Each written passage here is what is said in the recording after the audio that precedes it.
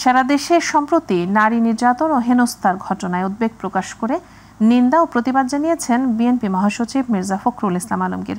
এক বিবৃতিতে তিনি বলেছেন, নৈরাজ্যকর পরিস্থিতিতে মানুষ উদ্বিগ্ন। একই ইস্যুতে উদ্বেগ প্রকাশ করেছেন জাতীয় নাগরিক পার্টির আহ্বায়ক নাহিদ ইসলামও। এদিকে মাগুরা শহরে বোনের বাড়িতে বেড়াতে এসে ধর্ষণের শিকার ৮ বছরের শিশুটির শারীরিক অবস্থার উন্নতি ঘটেনি। ঢাকা মেডিকেল কলেজ হাসপাতালে মৃত্যুর সঙ্গে পাঞ্জা লড়ছে সারা দেশের মানুষের বিবেক নাড়িয়ে দেয়া শিশুটি। এস.এম. আরিফ জানাচ্ছেন বিস্তারিত। বৃহস্পতিবার সন্ধ্যায় উন্নত চিকিৎসার জন্য ঢাকা মেডিকেল কলেজ হাসপাতালে ভর্তি করা হয় মাগুরায় বোনের বাড়িতে বেড়াতে এসে ধর্ষণের শিকার ৮ বছরের শিশুটিকে। তবে ২৪ ঘন্টায় তার শারীরিক অবস্থার কোনো উন্নতি ঘটেনি। ঢামেকে শিশুটিকে নিবিড় পরিচর্যা কেন্দ্রে রাখা হয়েছে। ওই ঘটনায় শিশুটির দুলাভাই ও বোনের শ্বশুরকে আটক করে মাগুরা থানা পুলিশ। ভিকটিমের পরিবার তাদের যে দুইজনকে অভিযুক্ত করেছে, আমরা সেই দুইজনকে জিজ্ঞাসাবাদের জন্য আটক করেছি। জিজ্ঞাসাবাদ চলছে। আর এই যে ধর্ষণের ব্যাপারে যে আইনি প্রক্রিয়া শিশুটিকে দেখতে ঢাকা মেডিকেলে যান যুবদল নেতা রবিউল ইসলাম নয়ন। তার মা এবং পরিবারের সবাই ভেঙে পড়ছে। আমরা সান্ত্বনা দেওয়ার চেষ্টা করতেছি। এরকম নেক্কারজনক ঘটনা বাংলাদেশের নজিরবিহীন। এদিকে সারা দেশে সম্প্রতি নারী নির্যাতন ও হেনস্থার ঘটনায় উদ্বেগ প্রকাশ করেন বিএনপির মহাসচিব মির্জা ফখরুল ইসলাম আলমগীর। এক বিবৃতিতে তিনি জানান, নারী নির্যাতন সহ সার্বিক নৈরাজ্যকর পরিস্থিতিতে দেশের মানুষ এখন চরম উদ্বিগ্ন। সরকারকে নারী নির্যাতন সহ সকল নৈরাজ্যকর পরিস্থিতি কঠোর হস্তে দমন করে দেশের ন্যায় বিচার ও শান্তি প্রতিষ্ঠার আহ্বান জানান বিএনপি মহাসচিব। এক ব্রিফিংয়ে সাম্প্রতিক সময়ে সারা দেশের নারীর প্রতি সহিংসতা, বুলিং, সাইবার বুলিং সহ বিভিন্ন ইস্যুতে উদ্বেগ প্রকাশ করে নিন্দা জানিয়েছেন জাতীয় নাগরিক পার্টির আহ্বায়ক নাহিদ ইসলাম। তিনি অন্তর্বর্তী সরকারকে এ বিষয়ে কঠোর পদক্ষেপ নেওয়ারও আহ্বান জানান। অন্তর্বর্তীকালীন সরকারের প্রতি আহ্বান জানাচ্ছি, জনপরিসরে যাতে নারীর নিরাপত্তা নিশ্চিত করা হয় সেজন্য সরকার যাতে কঠোর অবস্থান গ্রহণ করে, নারী নিপীড়নকারীদের যাতে দ্রুত সময়ের মধ্যে যথাযথ বিচারের আওতায় আনা হয়। এস.এম. আরিফ, মাই টিভি, ঢাকা। নির্বাচন কমিশন সঠিকভাবে কাজ করলে জুনের মধ্যেই জাতীয় নির্বাচন সম্ভব বলে মন্তব্য করেছেন বিএনপি সিনিয়র যুগ্ম মহাসচিব রুহুল কবির রিজভী। সকালে রাজশাহীর ভুবন মোহন পার্কে ছাত্র জনতার গণ অভ্যুত্থান ও হাসিনার আমলে আইনশৃঙ্খলা বাহিনীর গুলিতে রাজশাহীতে ও চাঁপাইনবাবগঞ্জে হতাহত ও শহীদ পরিবারের সাথে সাক্ষাৎ ও দোয়া কামনা অনুষ্ঠানে প্রধান অতিথির বক্তব্যে তিনি একথা বলেন।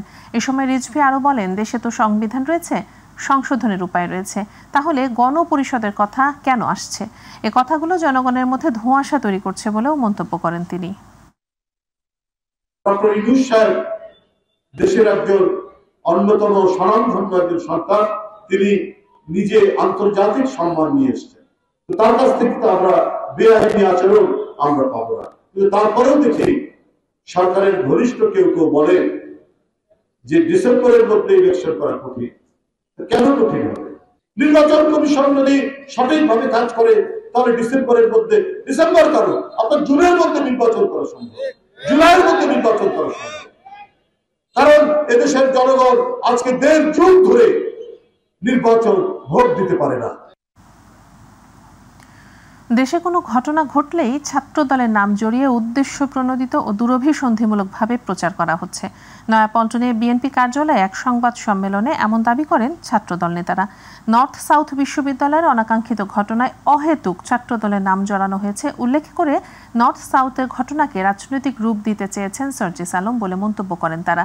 বৈষম্যবিরোধী ছাত্র নেতাদের সাথে ছাত্রদের নিবিড় সম্পর্ক রয়েছে জানিয়ে তারা ছাত্রদল নেতারা বলেন, সহিংসতা নয় বরং ছাত্রদল সকল ক্যাম্পাসে ইতিবাচক রাজনীতি করছে বলেও দাবি তাদের। সার্জিস আলমের সাথে ছাত্রদলের কোনো বিরোধ হয়নি, তবে উল্টো সার্জিস আলমের শোডাউনে নিষিদ্ধ ঘোষিত ছাত্রলীগের চিহ্নিত সন্ত্রাসী এবং জুলাই আগস্টের গণহত্যার আসামিদেরকে দেখা গেছে। এভাবে জাতীয় নাগরিক পার্টি ও তাদের ছাত্র সংগঠনে নিষিদ্ধ ছাত্রলীগের পুনর্বাসন নেতাকর্মীদের পুনর্বাসন হচ্ছে। আমরা নিষিদ্ধ সংগঠনের নেতাকর্মীদের পুনর্বাসনের নিন্দা জানাচ্ছি। বাংলাদেশ জাতীয়তাবাদী ছাত্রদল সাধারণ শিক্ষার্থীদের সংগঠন হিসাবে আমরা সাধারণ শিক্ষার্থীদের জন্য কাজ করছি এবং আমরা সাধারণ শিক্ষার্থীদের জন্য যে অর্থটুকু ব্যয় করছি সেটি স্বচ্ছতা এবং জবাবদিহিতার মধ্যে আমরা রয়েছে বলে আমরা বিশ্বাস করি। নির্বাচনে অংশ নিতে জাতীয় নাগরিক পার্টি এনসিপি প্রস্তুত বলে জানিয়েছেন দলটির আহ্বায়ক নাহিদ ইসলাম। এছাড়া ভোটের আগে আইন শৃঙ্খলা পরিস্থিতির উন্নতি এবং জুলাই ঘোষণাপত্র প্রকাশের দাবি জানিয়েছেন তিনি। বিকেলে রাজধানীতে সংবাদ সম্মেলনে তিনি এসব কথা বলেন। একটি আন্তর্জাতিক মিডিয়ায় নিজের দেয়া সাক্ষাৎকারের ব্যাখ্যাও দেন নাহিদ। এছাড়া সমন্বয়ক ও বৈষম্য বিরোধী পরিচয় দেশে আর কোনো কিছু নেই উল্লেখ করে কেউ এই পরিচয়ের অপব্যবহার করলে আইনগত ব্যবস্থা নেওয়ার অনুরোধ জানান। এ সময় নাহিদ ইসলাম সম্প্রতি নারীর প্রতি সহিংসতা, ধর্ষণ ও ইফটিজিং এর ঘটনার তীব্র নিন্দা জানান। আরও জানাচ্ছেন শামস তাবরিজ উচ্ছ্বাস। নির্বাচনে অংশ নিতে জাতীয় নাগরিক পার্টি এনসিপি প্রস্তুত বলে জানিয়েছে দলটির আহ্বায়ক নাহিদ ইসলাম। এছাড়াও ভোটের আগে আইন শৃঙ্খলা পরিস্থিতি উন্নতি এবং জুলাই ঘোষণাপত্র প্রকাশের দাবি জানিয়েছেন তিনি। যে ঐক্যবদ্ধ সংস্কারের জুলাই সনদ, যেটাতে সবার স্বাক্ষর হওয়ার কথা, জনগণ দেখতে পাবে কোন রাজনৈতিক দল জনগণের রাষ্ট্রের সংস্কারের পক্ষে আছে বিপক্ষে আছে, সেই জুলাই সনদটা আমরা নির্বাচনের আগে কার্যকর হিসেবে দেখতে চাই। বিকেলে রাজধানীর বাংলা মোটরে রূপায়ণ টাওয়ারে সংবাদ সম্মেলনে এনসিপির আহ্বায়ক এসব কথা বলেন। তিনি বলেন, মাত্র আত্মপ্রকাশ করেছে তাদের দল, তাই নিজেদের সাংগঠনিক শক্তি বৃদ্ধি করতে কাজ চলছে। জোট কিংবা প্রার্থী দেওয়ার কথা ভাবছেন না এখনই। তরুণরা যারা আমরা সংগঠিত ছিলাম আন্দোলনের মাধ্যমে, আমরা আন্দোলন পরবর্তী সময়ে আমরা এক হতে পেরেছি, তারা আমরা এই দলটার যাত্রা শুরু করেছি এবং আমাদের যাত্রা পথে আসলে সমাজের নানা শ্রেণী পেশার নানা বয়সের মানুষরা এসে যুক্ত হবে, তাদের জন্য সেই সুযোগটি থাকবে, সেই স্পেসটি থাকবে। দেশের বিভিন্ন স্থানে সমন্বয়ক ও বৈষম্য বিরোধী পরিচয়ে কিছু ঘটনার প্রেক্ষিতে নাহিদ ইসলাম বলেন, এখন আর সমন্বয়ক ও বৈষম্য বিরোধী বলে কিছু নেই। কেউ এই ধরনের পরিচয় দিলে তাদের আইনের হাতে সোপর্দ করতে হবে। বৈষম্য বিরোধী বা সমন্বয়ক যে পরিচয়, সেই পরিচয়টা কিন্তু এখন আর এক্সিস্ট করে না সেই অর্থে। ফলে আইন শৃঙ্খলা বাহিনীর কাছে আমাদের থাকবে যাতে এই পরিচয় ব্যবহার করে কেউ যদি অপকর্ম করে তারা তাদের আইন অনুযায়ী ব্যবস্থা নেবে। নির্বাচনের আগে বিচার কার্যক্রম ও জুলাইয়ের সনদপত্র দেখতে চান নাহিদ ইসলাম। একথা জানিয়ে সম্প্রতি বিদেশি বার্তা সংস্থাকে দেয়া বক্তব্যের ব্যাখ্যা দেন তিনি। বলেন, এবছরের মধ্যে নির্বাচন সম্ভব না সেটি বলেননি তিনি। বলেছেন, বর্তমান আইন শৃঙ্খলা পরিস্থিতিতে বিষয়টি কঠিন। আমি বলেছিলাম যে এখন দেশের যে আইন শৃঙ্খলার পরিস্থিতি, সেই পরিস্থিতিটা পুলিশ যেরকম নাজুক অবস্থায় আছে, এইরকম নাজুক অবস্থায় নির্বাচন করাটা অনেক বেশি কঠিন হবে। শামস তাবরিজ উচ্ছ্বাস, মাই টিভি নিউজ ডেস্ক। আইন শৃঙ্খলা বাহিনীর কঠোর অবস্থানের কারণে পূর্ব ঘোষিত কর্মসূচি পালন করতে পারেনি নিষিদ্ধ ঘোষিত সংগঠন হিজবুত তাহরির। রাজধানীতে মার্চ ফর খিলাফত নামে বিক্ষোভ কর্মসূচি পালনের ঘোষণা দিয়েছিল সংগঠনটি, কিন্তু আগে থেকেই পুলিশ সদর দপ্তর ও ডিএমপির পক্ষ থেকে এর বিরুদ্ধে কঠোর হুঁশিয়ারি জারি করা হয়। জুমার নামাজের পর পল্টন এলাকায় মিছিল নিয়ে নামলে আইন শৃঙ্খলা বাহিনীর বাধায় তা পণ্ড হয়ে যায়। শিমুল খানের রিপোর্ট। নিষিদ্ধ ঘোষিত সংগঠন হিজবুত তাহরিরের মার্চ ফর খেলাফত কর্মসূচিকে কেন্দ্র করে রাজধানীর পল্টন ও বাইতুল মোকাররম এলাকায় জোরদার করা হয় নিরাপত্তা। জুমায় আগত মুসল্লিদের নিরাপত্তা নেওয়া হয় নানা পদক্ষেপ। আইনশৃঙ্খলা বাহিনীর সতর্কতার মধ্যেও জুমার নামাজ শেষে মসজিদের উত্তর গেট থেকে মিছিল নিয়ে বের হয় সংগঠনটির নেতাকর্মীরা। পুলিশ বেষ্টনীর মধ্যে পল্টন হয়ে বিজয়নগরের দিকে এগিয়ে যাওয়ার এক পর্যায়ে মিছিল থেকে আইনশৃঙ্খলা বাহিনীকে লক্ষ্য করে ইটপাটকেল নিক্ষেপ করা হয়। পরিস্থিতি নিয়ন্ত্রণে আইনশৃঙ্খলা বাহিনী টিয়ার শেল ও সাউন্ড গ্রেনেড নিক্ষেপ করলে ছত্রভঙ্গ হয়ে যায় মিছিলকারীরা। এ সময় মিছিল থেকে নিষিদ্ধ সংগঠনটির বেশ কয়েকজনকে আটক করে পুলিশ। এর আগে হিজবুত তাহরিরের সকল ধরনের কার্যক্রম নিষিদ্ধ জানিয়ে কর্মসূচি পালনের উপর নিষেধাজ্ঞা জারি করে ডিএমপি। যারা মিছিল করার চেষ্টা করছিল আমরা তাদেরকে ডিসপার্স করেছি, আমরা সাউন্ড গ্রেনেড মেরেছি, আমরা গ্যাস লাইন মারছি, এরপর মারার পরে তারা ডিসপার্স করে চলে গেছে। এখন পরিস্থিতি একেবারে শান্ত। শিমুল খান, মাই টিভি, ঢাকা। হিজবুত তাহরিরের সব কার্যক্রম শাস্তিযোগ্য অপরাধ বলে জানিয়েছে পুলিশ সদর দপ্তর। শুক্রবার এক বার্তায় এই কথা জানানো হয়। পুলিশ সদর দপ্তরের বার্তায় বলা হয়, হিজবুত তাহরির একটি নিষিদ্ধ ঘোষিত সংগঠন। আইন অনুযায়ী তাদের সব কার্যক্রম শাস্তিযোগ্য অপরাধ। সন্ত্রাস বিরোধী আইন 2009 অনুযায়ী নিষিদ্ধ ঘোষিত যে কোনো সংগঠনের কার্যক্রম দণ্ডনীয় অপরাধ।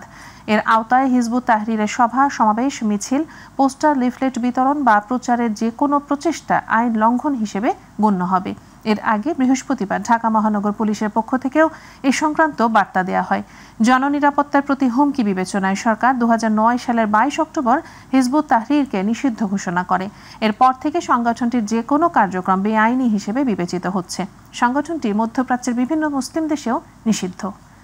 জুলাই আগস্ট গণ অভ্যুত্থানের সময় দমন পীড়নে অংশ না নিতে সেনাবাহিনীকে সতর্ক করেছিলেন বলে জানিয়েছেন জাতিসংঘের মানবাধিকার বিষয়ক হাইকমিশনার ভলকার তুর্ক। সম্প্রতি বিবিসি ওয়ার্ল্ড সার্ভিসের হার্ড টক অনুষ্ঠানে তিনি একথা বলেন। সে সময় সেনাবাহিনী জড়িয়ে পড়লে আর শান্তিরক্ষা মিশনে অংশগ্রহণকারী হিসেবে থাকতে পারত না বলেও জানান ভলকার তুর্ক। জাতিসংঘের সতর্কতার ফল পরবর্তীতে এসেছে বলেও মন্তব্য তার। জুবাইর রহমানের রিপোর্ট। জুলাই আগস্ট গণ অভ্যুত্থানে সেনাবাহিনীকে সতর্ক করেছিল জাতিসংঘ। আন্দোলন থামাতে দমনপীড়নে অংশ নিলে শান্তিরক্ষা মিশনে অংশগ্রহণ বন্ধ হয়ে যেতে পারে বলে দেয়া হয়েছিল সতর্কবার্তা। এমনটা জানিয়েছেন জাতিসংঘের মানবাধিকার বিষয়ক হাইকমিশনার ভলকার টার্ক। বিবিসি ওয়ার্ল্ড সার্ভিসের হার্ড টক অনুষ্ঠানে ভলকার টার্ক এ কথা বলেন। বুধবার বিবিসির ওয়েবসাইটে হার্ড টক অনুষ্ঠানের এ পর্ব প্রকাশ করা হয়। অনুষ্ঠানে ভলকার টার্কের সঙ্গে কথা বলেন বিবিসির উপস্থাপক স্টিফেন সাকার। অনুষ্ঠানে গাজা, সুদান, ইউক্রেন সহ বিশ্বের বিভিন্ন দেশের পরিস্থিতি প্রেক্ষাপটে জাতিসংঘকে ক্ষমতাহীন মনে হচ্ছে বলে জানান বিবিসির উপস্থাপক স্টিফেন সাকার। জবাবে উদাহরণ হিসেবে বাংলাদেশের কথা উল্লেখ করেন ভলকার টার্ক। তিনি বলেন, গত বছরের জুলাই আগস্টে ব্যাপক আন্দোলন করেছিল শিক্ষার্থীরা। টানা 15 বছর ক্ষমতায় থাকা শেখ হাসিনার সরকার দমনপীড়ন চালিয়েছিল। জাতিসংঘ কি পদক্ষেপ নেয় তার অপেক্ষায় ছিল ছাত্ররা। সে সময় তারা সেনাবাহিনীকে সতর্ক করেছিলেন, যদি তারা জড়িয়ে পড়ে তাহলে আর শান্তিরক্ষা মিশনে অংশগ্রহণকারী হিসেবে থাকতে পারত না। Bangladesh last year experienced a paroxysm of violence as the government of the time brutally suppressed a student movement that carried human rights at its torch. এরপরই মূলত আসে আসল পরিবর্তনটা। ডক্টর মোহাম্মদ ইউনূস সরকারের দায়িত্ব নিলেন। ভলকার টার্ক আরও জানান, অধ্যাপক ইউনূস প্রধান উপদেষ্টার দায়িত্ব নিয়ে তাৎক্ষণিকভাবে তথ্যানুসন্ধানী দল পাঠানোর অনুরোধ করেন এবং সে আহ্বানে সাড়া দেয় জাতিসংঘ। In the next 3 months and a further 17. Zubair Rahman, MyTV news. একের পর এক সরকারি পদক্ষেপ, ভোক্তা অধিকার সহ বিভিন্ন সংস্থার অভিযানের পরও লাগাম টানা যাচ্ছে না ভোজ্য তেল সিন্ডিকেটের। বরং সময় যত গড়াচ্ছে ততই সয়াবিন তেল নিয়ে সংকট যেন বাড়ছে। কেউ দুষছেন ভোজ্য তেল প্রস্তুতকারক কোম্পানিগুলোকে, আবার কেউ বা দায়ী করছেন পাইকারি ও খুচরা সিন্ডিকেটকে। বাজারে বেড়েছে চালের দাম। তবে সংকটের মধ্যেও রোজার শুরুতেই যেভাবে সব জিনিসপত্রের দাম ঊর্ধ্বমুখী ছিল তা ক্রমেই কমতে থাকায় স্বস্তিতে ক্রেতারা। আজকের বাজার পরিক্রমা তুলে ধরছেন আবু সাইদ অপু। পবিত্র মাহে রমজানের দিন যতই গড়াচ্ছে ততই রাজধানীর সব বাজারগুলোতে কমতে শুরু করেছে সব ধরনের নিত্য প্রয়োজনীয় পণ্যের দাম। বিশেষ করে লেবু থেকে শুরু করে সব ধরনের শাকসবজির দাম নগরবাসীর নাগালের মধ্যে। যদিও দামের বাড়তি ছোঁয়া লেগেছে চালের বাজারে। 50 কেজি চালের বস্তায় ভোক্তাদের বাড়তি গুনতে হচ্ছে 300 থেকে 350 টাকা। আর এছাড়াও ডাল, ছোলা, বেসন, ডিম সহ সব ধরনের জিনিসপত্রের দাম আগের মতো স্থিতিশীল থাকলেও সময় যতই গড়াচ্ছে ততই সয়াবিন তেল নিয়ে সংকট বাড়ছে। তাই তো ভোক্তাদের ক্ষোভের যেন শেষ নেই। 3-4টা বড় বড় কোম্পানি তারা সিন্ডিকেট করে এটা প্রোডাক্টের মানে তেলের দাম বাড়ানোর চেষ্টা করতেছে। 5 লিটার যার একবারে নেওয়ার কথা খুচরা নিতে হচ্ছে, বাইরে থেকে নিতে হচ্ছে, প্রবলেম তো হচ্ছে। সয়াবিন তেল তো আপনার মহল্লার ভিতরে কোনো দোকানে নাই, মানে ওরা শুধু খোলা তেলটাই রাখে। গান মূল্যর চেয়ে অধিক বেশি। 2 টাকা আমি 2 কেজি 400 টাকা কিনলাম। তেলের একটা 5 লিটার দাম, কিন্তু আমার সাথে বাজার করতে হবে। তবে সবকিছু ছাপিয়ে ব্যবসায়ীরা দুষলেন ভোজ্য তেল প্রস্তুতকারক প্রতিষ্ঠান সহ তেল সিন্ডিকেটকে। বাজারে তেল চাইলে তেল পাওয়া যায় না। 1 কার্টুন 2 লিটারের 1 কার্টুন দেয়, 5 লিটারের 1 কার্টুন দেয়। চাহিদা অনুযায়ী তেল পাওয়া যাচ্ছে না। তারা বলতে যে আমরা তেল লুকিয়ে রাখছি, সিন্ডিকেট করে রাখছি, না আমাদের 1 পিসও তেল নেই। কোনো পণ্যের দামই বাড়ে নাই। তেলের বাজারটা ইচ্ছা করে একটা অস্থিরতা করছে, সেটা কোম্পানি। ব্রয়লার থেকে শুরু করে সব ধরনের মুরগি, মাছ ও মাংসের বাজার আগের মতো স্থিতিশীল অবস্থায় থাকায় নগরবাসী কিছুটা স্বস্তি ফিরে পেলেও সয়াবিন তেল নিয়ে যেন অভিযোগ থামছে না। অর্থাৎ সবকিছু মিলে ভোজ্য তেল নিয়ে যেন এক মহা সংকটের মধ্যে পড়েছে নগরবাসী। তবে এই থেকে পরিত্রাণের জন্য সংশ্লিষ্ট কর্তৃপক্ষকে আরও বেশি আন্তরিক এবং বাজার মনিটরিংয়ের ক্ষেত্রে পদক্ষেপ নেওয়ার পরামর্শ দিয়েছেন ভোক্তারা। কারণ বাজার থেকে আবু সাইদ অপু, মাইটিভি, ঢাকা। পবিত্র রমজান মাসের দিন গড়ানোর সাথে সাথে গ্রাহক এবং পাঠকের পদচারণা বাড়ছে ইসলামী বইমেলায়। রাজধানীর বায়তুল মোকাররম মসজিদের দক্ষিণ প্রাঙ্গণে মাসব্যাপী চলা এ মেলায় কোরআন হাদিসের পাশাপাশি ইসলামী সংস্কৃতির নানা ধরনের বই মিলছে স্টলগুলোতে। একসাথে ইসলামিক জ্ঞানের বই ও বিদেশি বিশেষজ্ঞদের বই পেয়ে উচ্ছ্বসিত বই মেলায় আগত পাঠকরা। ইলিয়াস মাতবরের রিপোর্ট। বাবার হাত ধরে স্টলে ঘুরে ঘুরে বই দেখছেন ছোট্ট সোনামণিরা। পছন্দসই মলাটের বইগুলো কিনছেন আগ্রহ নিয়ে। আমার আব্বুর সাথে এসেছি, আমি গল্পে উপদেশ এই বইটি কিনছি। ইসলামিক টাইপ মানে কোরআন শরীফ আর অনেক কিছু। সন্তানদের নৈতিকতা সম্পূর্ণ মানুষ হিসেবে গড়ে তুলতে ইসলামী মূল্যবোধের বইয়ের বিকল্প নেই বলে মনে করেন অভিভাবকরা। বাচ্চাদের আদর্শ সিরিজের বইগুলো, যেগুলো আদব কায়দা বা নামাজ শেখার জন্য যে বই ধরনের যেগুলোর বই আছে বাচ্চাদের, এগুলা কেনার চেষ্টা করতেছি। ভালো বই কিনলে বাচ্চারা আকর্ষণ থাকলে বাচ্চারা এই বইটা পড়বে। কুরআন, হাদিস ও দেশি এবং বিদেশি বিশেষজ্ঞের লেখা ইসলামী বই ও অনুবাদ গ্রন্থ সংগ্রহে দেশের বিভিন্ন স্থান থেকে আসছেন পাঠক ও গ্রাহকরা। পুরান ঢাকা থেকে আসছি, ওয়ারি থেকে। আমি একটা কোরআন শরীফ নেব আর একটা ধর্মীয় বই নেব। ক্রেতার সারা বলতে আলহামদুলিল্লাহ ভালো। কিছু হাদিসের বইও যায়, কিন্তু রাসূল সংক্রান্ত বইগুলো আমাদের এখানে সবচেয়ে বেশি। শুক্রবার বন্ধের দিন হওয়ায় অন্য দিনের তুলনায় পাঠকদের উপস্থিতিও ছিল ভালো। সামনের দিনগুলোতে গ্রাহক পাঠকদের পদচারণায় মেলা প্রাঙ্গণ আরও মুখর হবে বলে মনে করেন প্রকাশনী সংশ্লিষ্টরা। কোরআনগুলি বেশি বিক্রি হচ্ছে। যদি মেলার প্রচারটা মানুষের কাছে পৌঁছে, আশা করি আমাদের মেলা আরও ভালোভাবে। ইলিয়াস মাতবার, মাই টিভি, ঢাকা।